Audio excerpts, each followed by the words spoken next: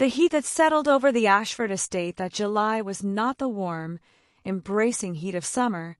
It was a white, oppressive glare that bleached the color from the manicured lawns. The sun hung high and merciless above the sprawling grounds of the Connecticut property, turning the white stone of the main house into something blinding, almost painful to look at. It was the kind of light that left no shadows for secrets to hide in, or so it seemed. Inside the East Wing, however, the world was dim, cool, and smelled of centuries-old paper and lavender varnish. Louise sat at her workbench in the private library, a pair of magnifying spectacles perched on her nose. At 29, she was a woman composed of soft lines and quiet stillness, the kind of person who could slip into a room and become part of the furniture before anyone noticed she was there. She was the estate's archivist and restorer, hired 3 years ago to catalog a family history that was more valuable than her entire life's earnings. Currently, her hands, steady, pale, and stained with ink, were hovering over a first edition of Dante. The spine was cracked, the leather peeling away like dead skin. It was her job to heal it. It was her job to make things look whole again, even when the damage underneath remained. She worked in silence, listening to the distant, muffled chaos of the estate. The wedding was in 3 days. The noise of it, the florist shouting instructions, the clatter of silverware being rented, the string quartet rehearsing on the terrace, filtered through the thick oak doors like the buzzing of angry bees. It was the wedding of the decade. Leo Ashford, the golden son, the heir to a political dynasty, was marrying a woman whose pedigree matched his own perfectly. Louise dipped her brush into the binding glue. She tried to focus on the leather, but her heart felt heavy, a dull ache that had started the moment the engagement was announced 6 months ago. She was invisible here, a technician of the past, a woman who fixed the books the family rarely read. We stand in the center of the crowd, smiling for the cameras, forgetting that the only eyes that truly see us are watching from the shadows. The heavy library door creaked open. Louise didn't jump. She knew the rhythm of those footsteps. She knew the weight of them, deliberate, tired, and heavier than a man of 32 should carry.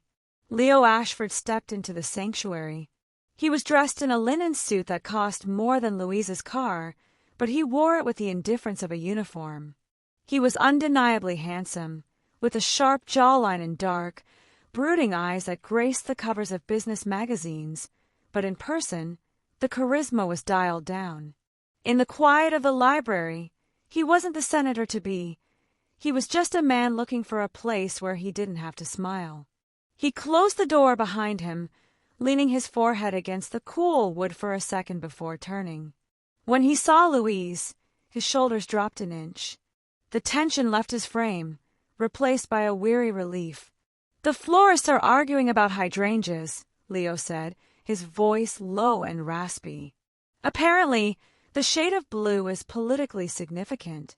Louise didn't look up immediately. She finished applying the glue, her movements precise. Only then did she lift her gaze, removing her spectacles. "Hydrangeas are temperamental," she said softly. "They change color depending on the acidity of the soil. Maybe they're just reacting to the environment." Leo let out a short, dry laugh. He walked over to her workbench, not to the other side where a guest would stand, but right next to her, invading the bubble of her workspace. He smelled of sandalwood and the crisp, dry scent of stress. "Reacting to the environment," Leo repeated, looking down at the broken book in her hands. "I think we're all doing a bit of that this week." He reached out, his finger hovering over the cracked spine of the Dante. "Can you fix it?" he asked.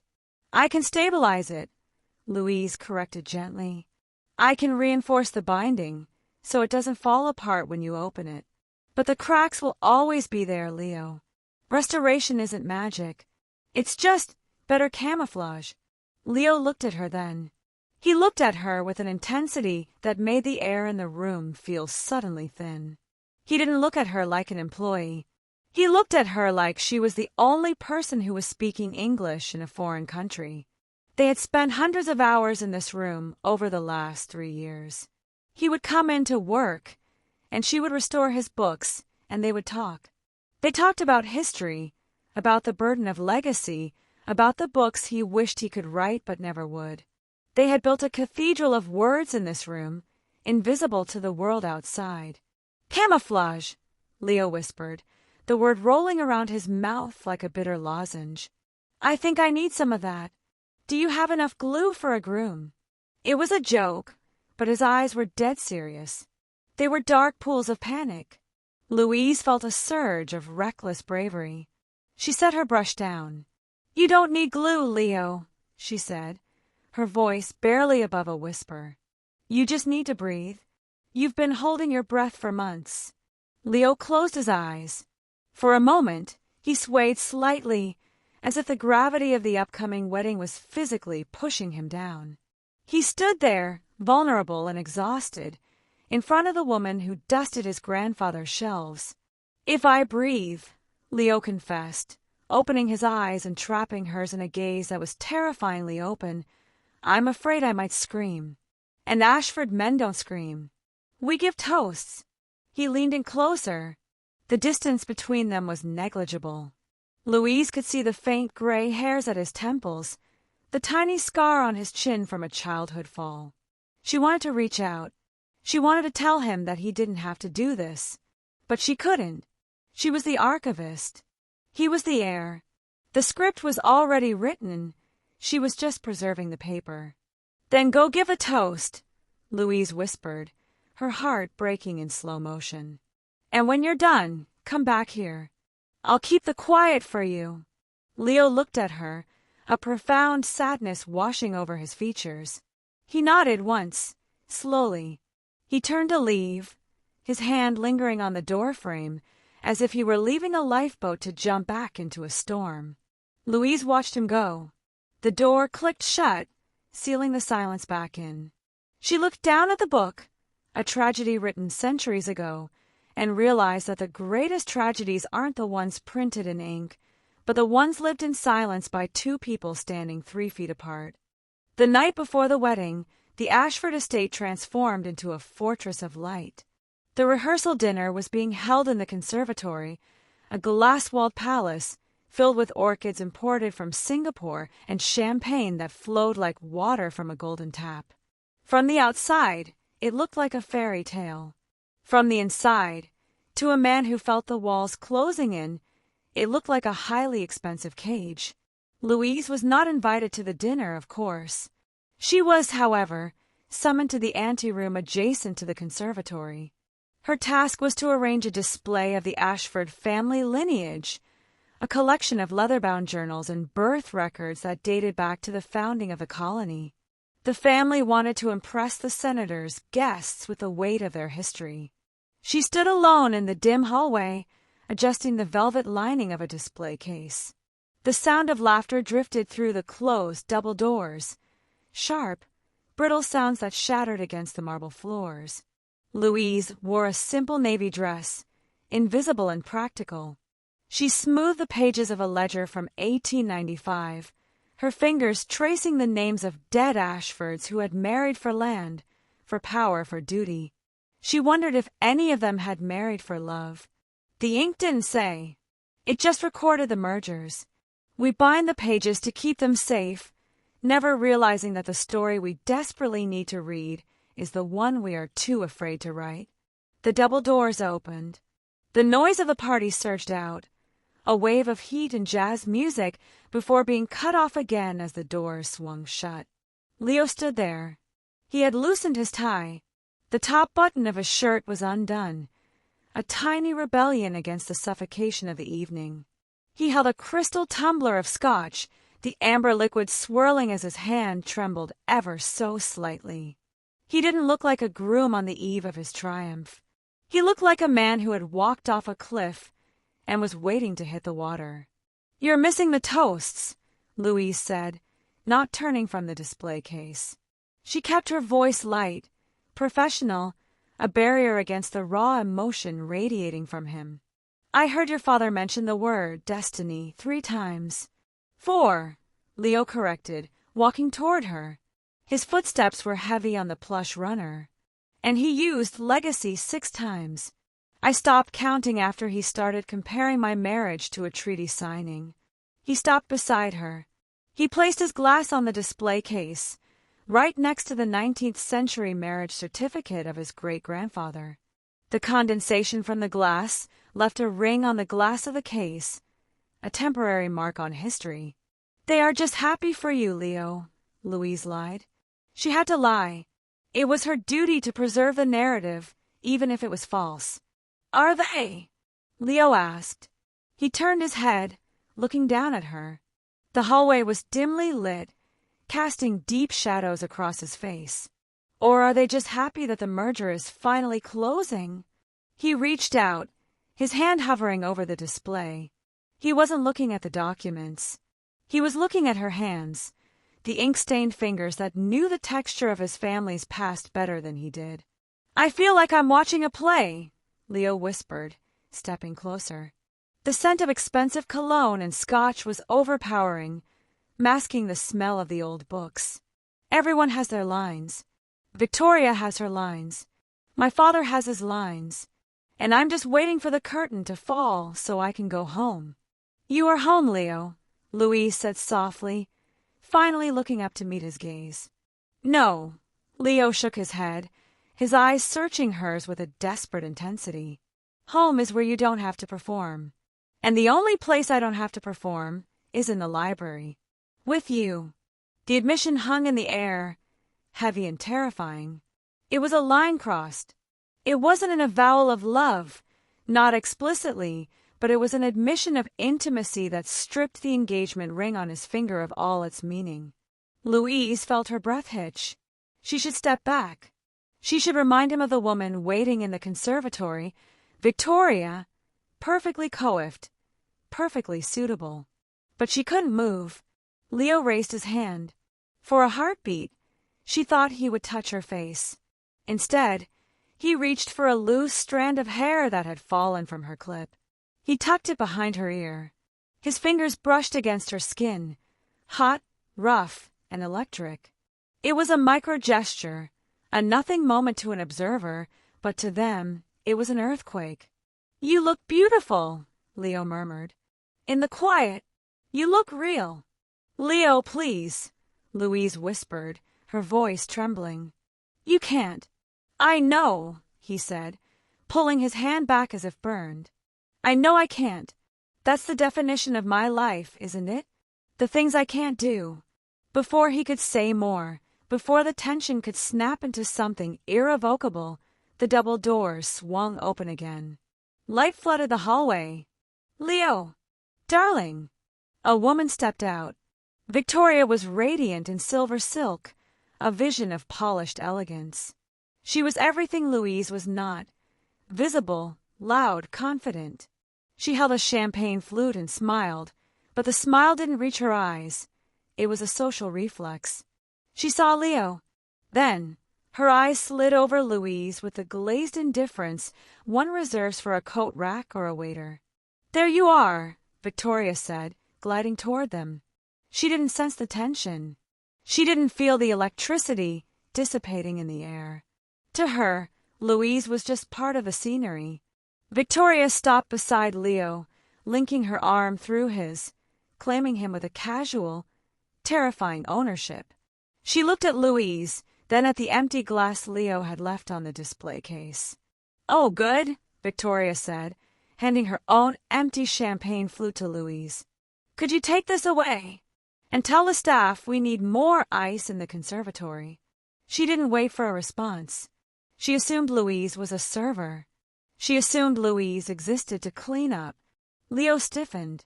His arm went rigid under Victoria's grip. He looked at Louise, mortification and rage warring in his eyes. He opened his mouth to defend her, to say she is not a maid, she is the keeper of my history. But Louise moved first. She took the glass.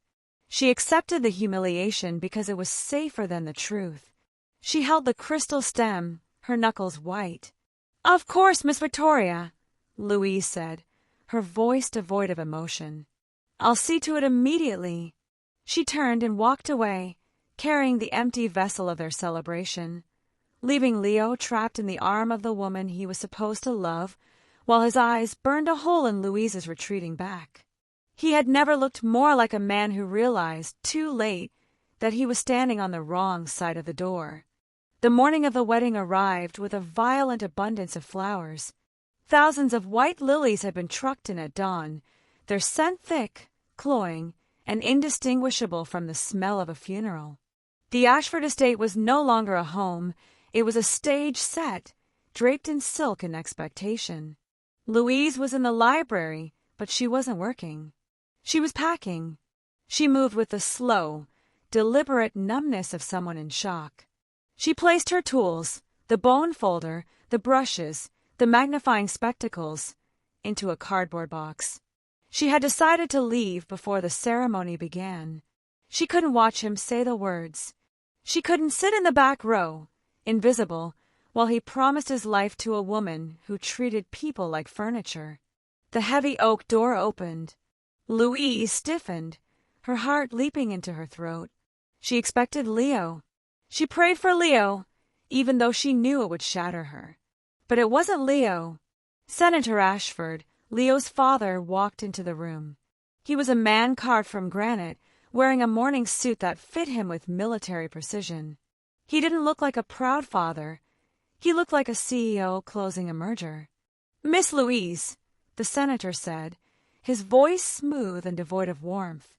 "I didn't expect to find you here on such a joyous day.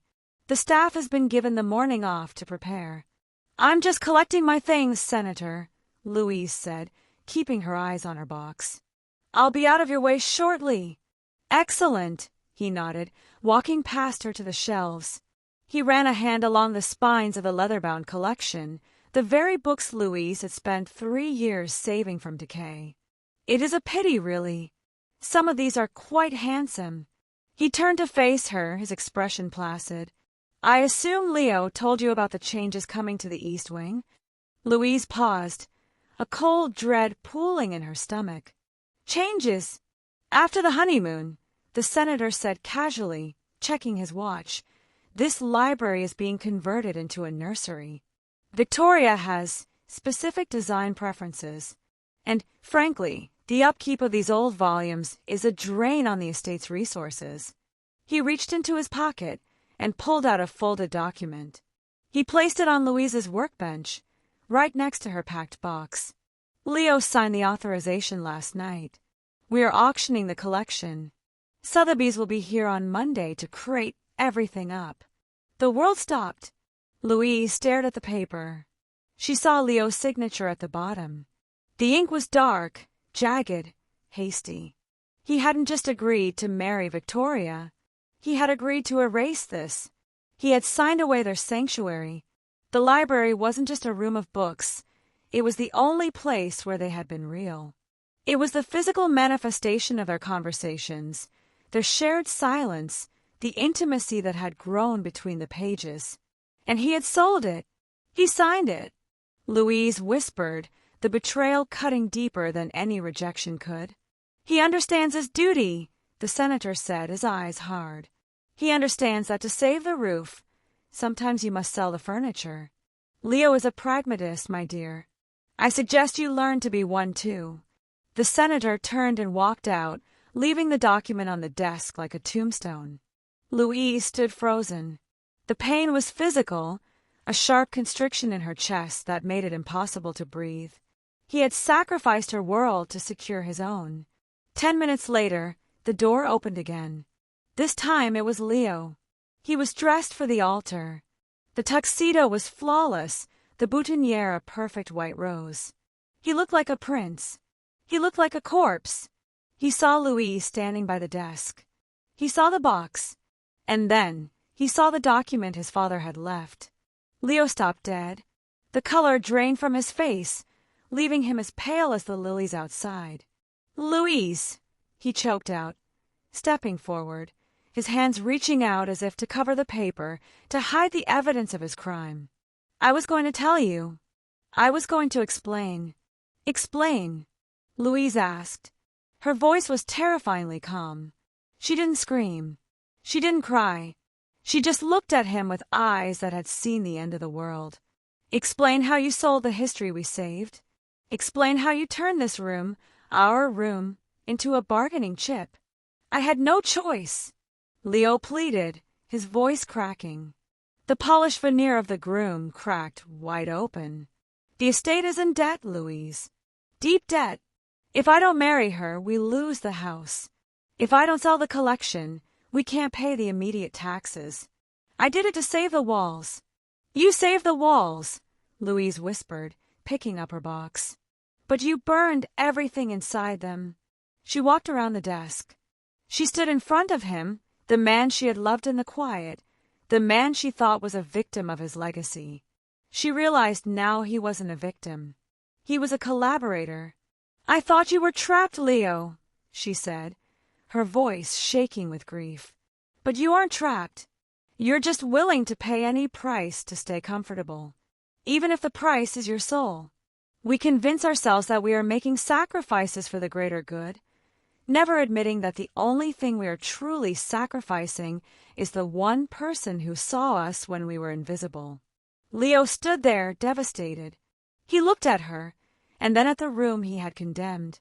He realized with a sickening clarity that he had traded the only thing that made him feel alive for a life of performative suffocation. Don't go, Leo whispered. It was a selfish, childish plea. Please, I can't walk down that aisle if I know you're gone. Louise looked at him. She saw the fear in his eyes, but she also saw the signature on the contract. You are already gone, Leo, she said softly. You left this room the moment you picked up that pen. She walked past him. She didn't look back. She walked out of the library, down the long corridor, and out the side door into the blinding, relentless sun of the wedding day. Leo was left alone in the silent library. He touched the spine of the Dante they had fixed together, the book with the mended cracks. He realized that Louise was right.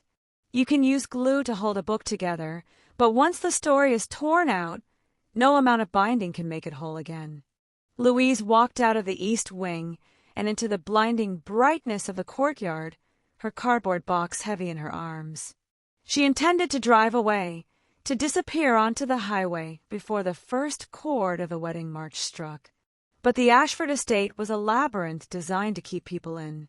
The main driveway was a gridlock of limousines, Bentleys, and catering trucks. Valets were shouting, engines were idling, and there was no path for a rusted sedan to escape.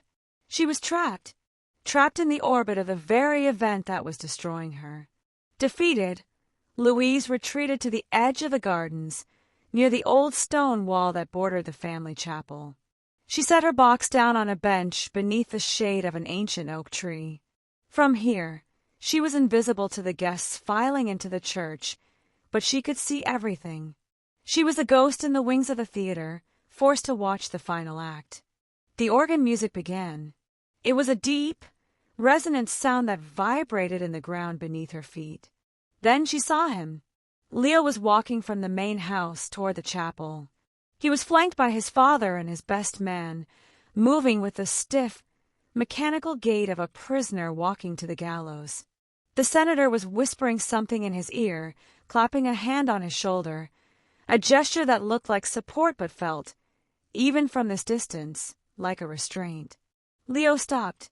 He didn't stop because of the crowd. He didn't stop to adjust his tie. He stopped because out of the corner of his eye, through the gaps in the ivy and the crowd of strangers, he saw the flash of a navy dress in the shadows of the oak tree. He saw her sitting alone. The procession halted. The senator frowned, urging him forward. But Leo pulled away. He stepped off the manicured path, his polished shoes crunching onto the untamed grass. He walked toward the oak tree, ignoring his father's hissed command to return. Louise stood up as he approached. Her heart hammered a frantic rhythm against her ribs. "You shouldn't be here, Leo," she said, her voice trembling. "The music has started." "I know," Leo said. He was breathless, his face pale, sweat beading on his forehead. He looked at the box on the bench. Then he looked at her. "Why are you still here?" "The driveway is blocked," Louise admitted, looking away. "I'm trapped until the ceremony is over." "Go back, Leo. Don't make this harder." "I didn't sign it," Leo blurted out. The words hung in the humid air between them. Louise looked at him, confusion furrowing her brow. "I saw the paper, Leo. I saw your signature. Your father showed me." "You saw a draft," Leo said, stepping closer, his voice gaining a desperate intensity. "My father brought it to me last night. He told me to sign it. He told me it was the only way. And for a moment, for a terrifying moment, I held the pen. I thought about doing it." He reached out, grabbing her hands. His grip was tight, shaking. "But I couldn't," Leo whispered. "I threw the pen across the room. I tore the contract in half.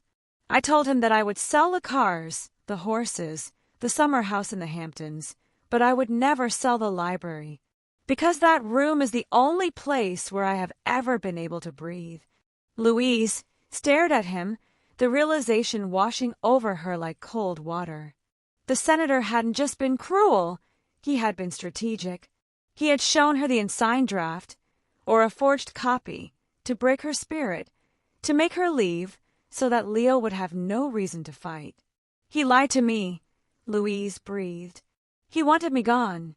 "He knows," Leo said, his eyes locking onto hers. "He knows that I don't love Victoria. He knows that when I disappear for hours, I am with you. He wanted to remove the temptation. He wanted to ensure the merger went through. We think that duty is a straight line we must walk until we realize that the line was drawn by people who never had to pay the price of following it." The organ music swelled to a crescendo. The guests inside the chapel were waiting. The bride was waiting. "You have to go," Louise said, pulling her hands back, though every fiber of her being wanted to hold on. "It doesn't matter if you didn't sell the books, Leo. The debt is still there. The house is still in danger. If you don't walk down that aisle, you lose everything." "I know the cost," Leo said. He looked back at the chapel, then at the sprawling mansion that had loomed over his entire life. He looked at the legacy that demanded his obedience. Then he looked at Louise. He saw the ink stain on her finger. He saw the quiet strength in her eyes, the eyes that had watched him unravel for 3 years and had never judged him, only offered him a place to rest. "I have spent my whole life protecting this estate," Leo said, his voice dropping to a whisper. "But standing here, looking at you, I realize I've been protecting a mausoleum." "Leo, don't," Louise warned, tears finally spilling over. "Don't say it unless you mean it. I can't survive you leaving me twice." "I'm not leaving you," Leo said. The indecision vanished from his face, replaced by a terrifying clarity. "My father told me that to save the roof, I had to sell the furniture. But he was wrong. To save the man, I have to burn the roof down." "Leo!" The senator's voice boomed across the lawn. He was standing on the path, red-faced, pointing toward the chapel. "The bride is arriving. Get in there now." Leo looked at his father. Then he looked at Louise. He was standing at the crossroads of his life. One path led to the altar, to safety, to the approval of thousands of people who didn't know his middle name. The other path led to a woman with a box of tools and a rusted car, and a future that promised nothing but the truth. "Ask me to stay," Leo whispered to Louise. "Give me permission to be selfish." "No." Louise shook her head, her voice fierce through her tears. "I won't choose for you, Leo. That's what they do. If you stay because you want it, not because I begged." Leo looked at her, stunned by her integrity. Even now, she refused to manipulate him. She offered him freedom, not another cage. He took a step back. He adjusted his cufflinks. He looked at the chapel one last time. Then he reached into his pocket and pulled out the antique gold pocket watch his father had given him that morning, the symbol of the Ashford time, the Ashford duty. He placed it gently in Louise's box, right on top of the Dante. "Wait for me," Leo said. He didn't run away with her. Not yet. He turned and walked back toward the chapel, but he didn't walk with the slump of a defeated man. He walked with the stride of someone who was about to deliver a eulogy for his own past. Louise sat back down on the bench, her hand hovering over the watch, the music swelling inside the church, watching as the man she loved walked into the lion's den to finally roar. The silence that fell over the Ashford estate was not the peaceful quiet of a library. It was the stunned, suffocating vacuum that follows a catastrophe. Louise sat on the bench under the ancient oak tree, her hands clutching the cardboard box, her thumb stroking the cold gold of Leo's pocket watch. She didn't move. She barely breathed. The organ music had cut off abruptly in the middle of a hymn, replaced by a low, rising murmur that sounded like the ocean pulling back before a tsunami. She watched the chapel doors. For 10 minutes, nothing happened. The heat of the day pressed down, heavy and relentless. Then, the heavy wooden doors swung open. It wasn't the bride and groom emerging in a shower of rice. It was the guests.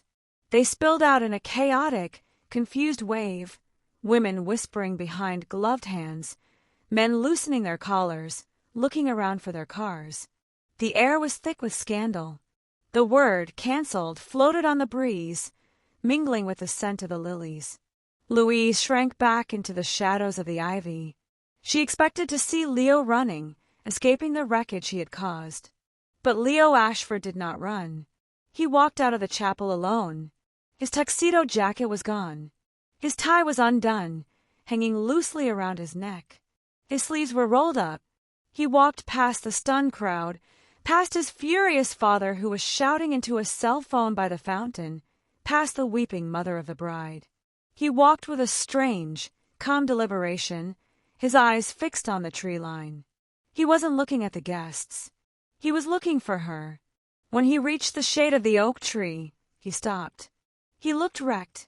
His hair was messy, his face pale, but his eyes were clear, brighter than Louise had ever seen them. He looked like a man who had just survived a fire and realized that he didn't miss anything he had left burning inside the house. "I didn't say the words," Leo said. His voice was rough, raw. Louise stood up, the box heavy in her arms. "What did you do, Leo?" "I stood at the altar," Leo recounted, stepping closer, ignoring the distant shouting of his name. "I looked at Victoria. I looked at the stained glass, and I realized that if I promised to love her, I would be lying to God and to myself. So I told her." "You told her?" Louise whispered, stunned. "I told her that she deserved a husband who saw her," Leo said softly, "and that I was blind to everyone but the woman who fixed my books." He took a breath, shaking his head as if he couldn't believe his own audacity. "My father told me to leave. He told me that if I walked out of that church, I was walking out of the family trust. I was walking out of the Senate seat. I was walking out of the estate." He looked back at the mansion, the white stone glowing in the sun, the symbol of everything he had been bred to protect. "The roof is going to fall, Louise. The bank will take the house by Christmas. The collection will be sold. It's all gone." He looked back at her, and a slow, tired smile touched his lips. "And for the first time in my life, I don't care." Louise looked at him. She saw the terrifying freedom in his posture. He had destroyed his life to save his soul. He was no longer the heir. He was just a man with no jacket, standing in the dirt.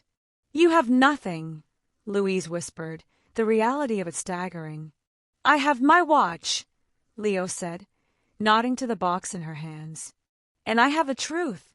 And—" He hesitated, reaching out to touch her arm, his fingers warm and solid. "I was hoping I might have a ride. The valet won't bring my car." Louise let out a sound that was half laugh, half sob.